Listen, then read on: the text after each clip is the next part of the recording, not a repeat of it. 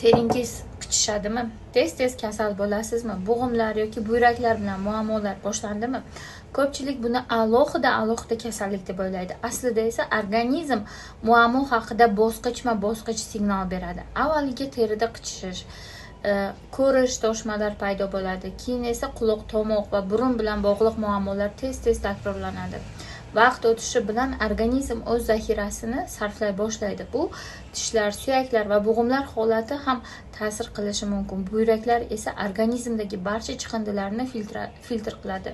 Shuning uchun ularda tushadigan yuk ham boradi. Eng katta xato faqat simptomlarni yo'qotish, harakat qilish, aslida sababni esa e'tiborsiz qoldirish. Agar sog'ligingizni tiklashni istasangiz, organizmga kompleks yondashuv kerak. Ovqatni to'g'rilash, ichak faoliyatini tiklash, vitamin va minerallar yetishmovchiligini to'ldirish hamda organizmni tabiiy tozalash jarayonlarini qo'llab-quvvatlash. Muammo kuchayib ketishini kutmang.